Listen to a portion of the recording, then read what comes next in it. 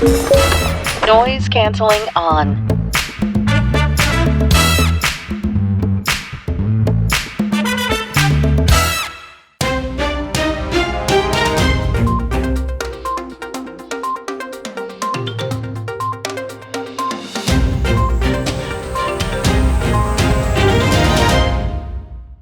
Bonsoir et bienvenue dans cette nouvelle édition d'Info Soirée. Voici le sommaire. Les 52 ans de l'indépendance et les 28 ans de la République célébrés en toute sobriété.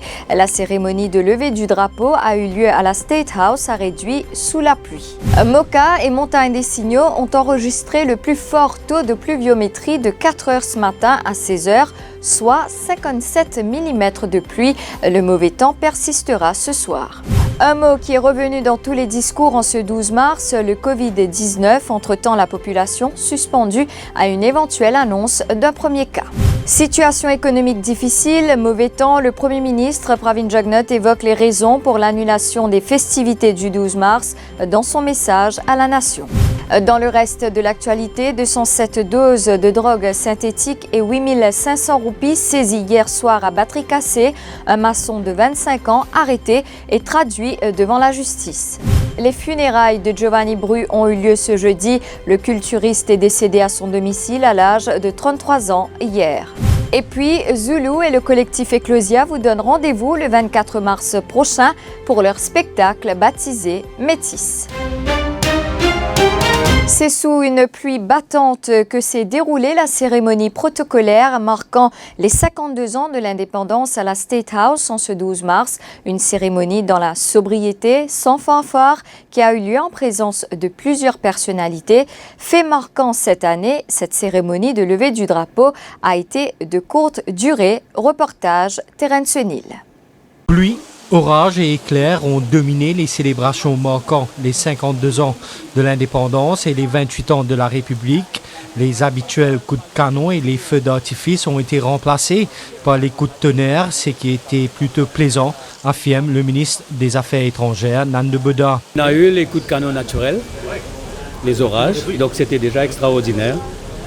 Et il faut toujours faire avec. Bon, il y a eu les intempéries, il y a le virus, il y a tout ce qui nous attend. C'est une année extrêmement difficile, c'est une année qui sera un énorme défi. C'est dans le jardin à l'arrière de la State House que la cérémonie protocolaire a eu lieu, une marquise érigée pour le président de la République et le Premier ministre, alors que des centaines d'invités ont été placés sous le balcon de la State House. La cérémonie a démarré avec la parade traditionnelle des unités de la police qui ont dû braver le mauvais temps pendant une bonne trentaine de minutes. L'honneur de hisser le quadricolore a été confié cette année au LCPL Kalia et la constable Palian Gibbon. Fierté également pour Pradip Rupan qui vivait sa première fête de l'indépendance en tant que président de la République. Selon le chef de l'État, la cérémonie a été short and sweet.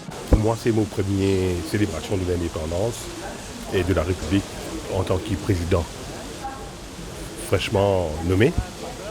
Mais en même temps, c'est une célébration un peu exceptionnelle. Quand nous pouvons faire une affaire après 36 ans au State House, pour une raison qui nous connaît, des temps pas bons. Mais ce qui nous capable de dire, c'est qu'il est short but sweet.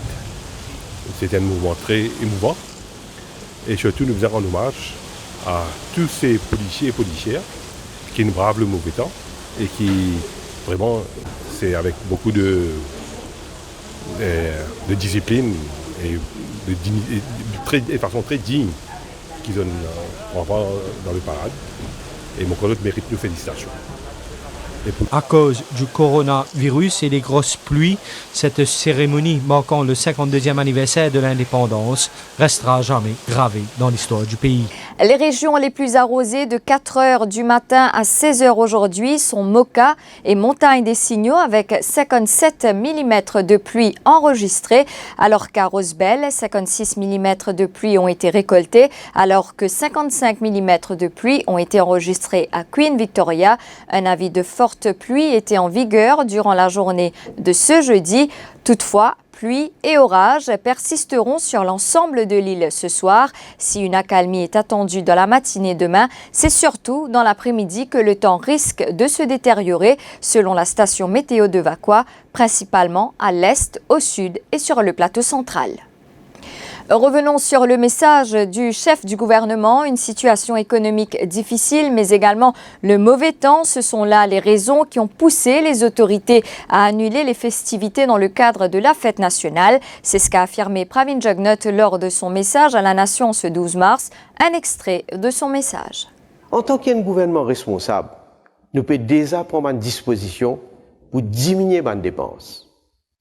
Et pour les 12 mars, nous avons fini par une décision pour célébrer dans la sobriété. Mais malheureusement, avec prévision mauvais temps, nous finissons bien annuler tout. Et moi aussi, qui tout le monde pour comprendre la situation et pour une solidarité pour nous capables ensemble traverser cette crise-là.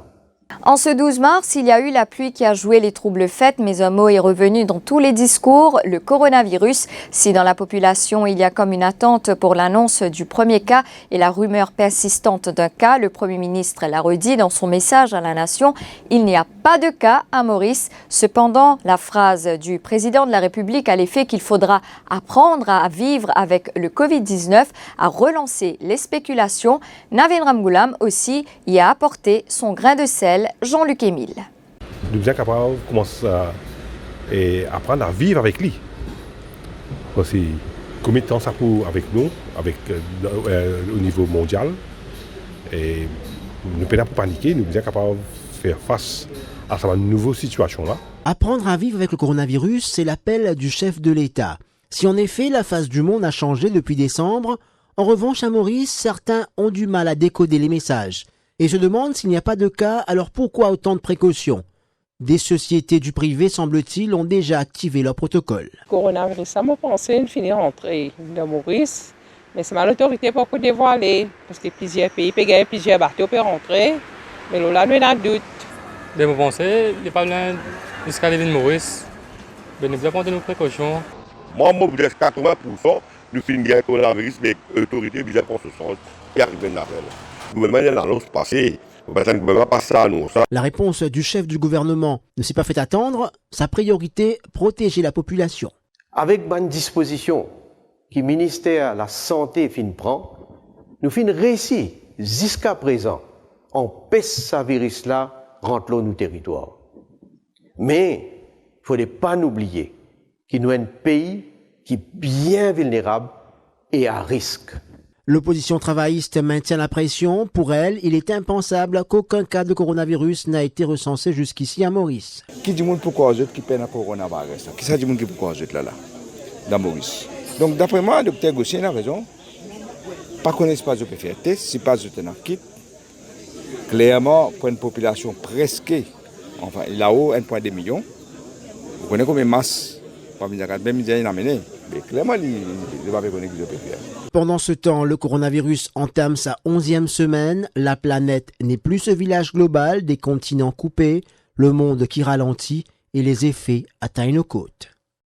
Et justement, dans le monde, cette mesure de Donald Trump qui ferme les États-Unis aux étrangers venant d'Europe pour 30 jours, mesure qui entre en vigueur demain à minuit, elle s'applique à l'espace Schengen et ne concerne pas le Royaume-Uni, a précisé le milliardaire républicain. La France se prépare à un scénario à l'italienne. Un passage au stade 3 de l'épidémie de Covid-19 n'est pas à écarter. L'Inde également suspend temporairement l'attribution de tous les visas de tourisme et ce jusqu'au 15 avril. Dans l'île Sœur, un 3e cas de coronavirus détecté. L'île de la Réunion n'a pas encore relevé son niveau d'alerte. Le coronavirus paralyse également le domaine sportif et le 7e art. Toute l'équipe du Real Madrid en quarantaine, le championnat d'Espagne de football suspendu au moins jusqu'à fin mars, une décision qui intervient après qu'un joueur a été testé positif au Covid-19. La NBA a annoncé la suspension de sa saison après que pivot français d'Utah Rudy Gobert a contracté le coronavirus. L'acteur américain Tom Hanks a aussi annoncé mercredi sur les réseaux sociaux qu'il avait été testé positif au nouveau coronavirus. De même, même que son épouse Rita Wilson, avec laquelle il se trouve actuellement en Australie. Je vous retrouve après la page de pub.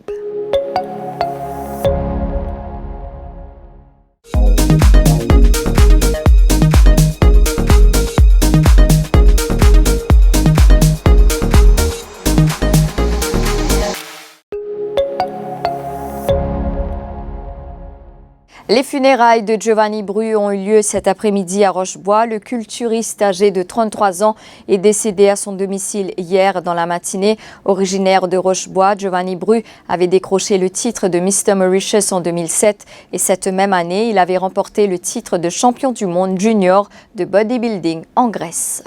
207 doses de drogue synthétique retrouvées en possession d'Oumesh Ramasamy hier soir à batterie cassée. Le domicile du suspect a été perquisitionné par l'Anti-Robbery Squad et la Special Team de là-dessous.